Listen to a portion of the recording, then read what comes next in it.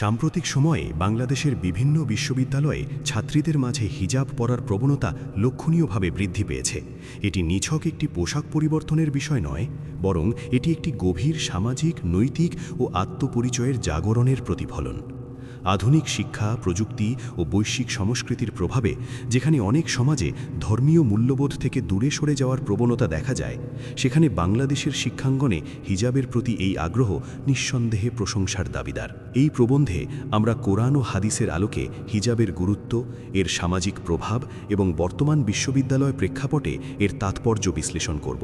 হিজাব ইসলামের মৌলিক নৈতিক বিধান। হিজাব ইসলামে নারীর মর্যাদা, নিরাপত্তা ও আত্মসম্মানের প্রতীক। এটি কোনো জোরপূর্বক আরোপিত নিয়ম নয়, বরং আল্লাহ তাআলার পক্ষ থেকে নারীদের জন্য একটি সম্মানজনক জীবন ব্যবস্থার দিক নির্দেশনা। কোরআনের নির্দেশনা।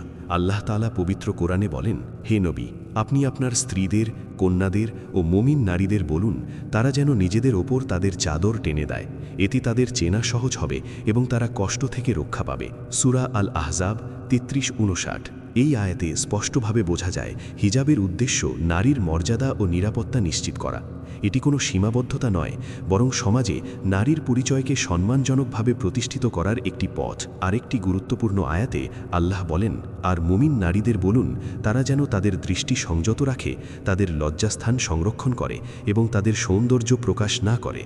সূরা আন-নূর 24-31। এখানে পর্দা ও শালীনতার যে শিক্ষা দেওয়া হয়েছে তা কেবল বাহ্যিক পোশাক নয়, এটি মন, দৃষ্টি ও আচরণের পরিশুদ্ধতাকেও অন্তর্ভুক্ত করে। হাদিসে হিজাবের গুরুত্ব। রাসূলুল্লাহ নারীদের শালীনতা ও পর্দার প্রতি বিশেষ গুরুত্ব দিয়েছেন। তিনি বলেন, নারী হচ্ছে আবরণযোগ্য বস্তু। যখন সে বাইরে বের হয়, শয়তান তাকে প্রলোভনের বস্তু বানায়। তিরমিজি। এই হাদিসের মর্মার্থ হল নারীর মর্যাদা রক্ষায় তাকে এমন পরিবেশ ও পোশাক বেছে নিতে হবে যা তাকে অবাঞ্ছিত দৃষ্টি ও আচরণ থেকে সুরক্ষা দেয়। আরেক হাদিসে এসেছে, দুনিয়ার সবচেয়ে উত্তম সম্পদ হল নেককার স্ত্রী। মুসলিম। নেককারিত্বের অন্যতম প্রকাশ হল শালীনতা ও পর্দা, যা হিজাবের মাধ্যমে প্রতিফলিত হয়। বিশ্ববিদ্যালয় প্রাঙ্গণে হিজাব আধুনিকতার সঙ্গে ধর্মীয় চেতনার সমন্বয়। একসময় ধারণা ছিল ধর্মীয় অনুশীলন নাকি আধুনিক শিক্ষার পথে বাধা, কিন্তু বর্তমান বাস্তবতা সম্পূর্ণ ভিন্ন কথা বলে।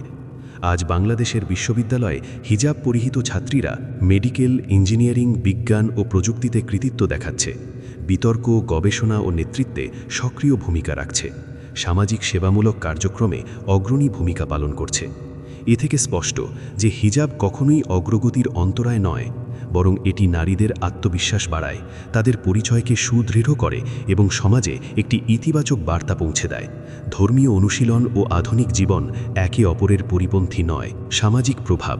হিজাব একটি নৈতিক বার্তা। বিশ্ববিদ্যালয়ে হিজাবের দৃশ্যমান উপস্থিতি শুধু ব্যক্তিগত ইবাদতের বিষয় নয়, এটি সমাজের জন্যেও একটি নৈতিক বার্তা বহন করে। নৈতিক পরিবেশ সৃষ্টি। শালীনতা বাড়লে ক্যাম্পাসে হয়রানি ও অনৈতিক আচরণ কমে। ইসলামোফোবিয়া ভাঙা।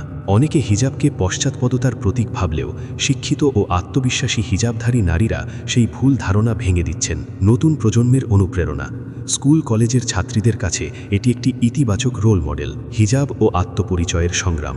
আধুনিক বিশ্বে নারীরা নানা পরিচয়ের মধ্যে ভারসাম্য খোঁজে। শিক্ষার্থী, পেশাজীবী, নাগরিক ও বিশ্বাসী মুসলিম নারী। হিজাব সেই আত্মপরিচয়ের একটি দৃঢ় ঘোষণা, আমি আধুনিক, কিন্তু আমি আমার বিশ্বাস ও মূল্যবোধের সঙ্গেও আপোষহীন।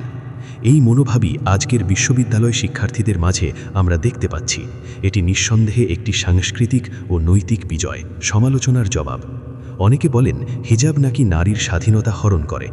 বাস্তবে স্বাধীনতার প্রকৃত অর্থ হল নিজের বিশ্বাস অনুযায়ী জীবনযাপন করার অধিকার। যদি একজন নারী সচেতনভাবে হিজাব বেছে নেন, তবে সেটাই তার স্বাধীনতার সবচেয়ে বড় প্রমাণ। ইসলাম নারীকে কখনোই গৃহবন্দী করতে বলেনি, বরং শালীনতা বজায় রেখে সমাজের সর্বস্তরে অঙ্গদান রাখতে উৎসাহ দিয়েছে।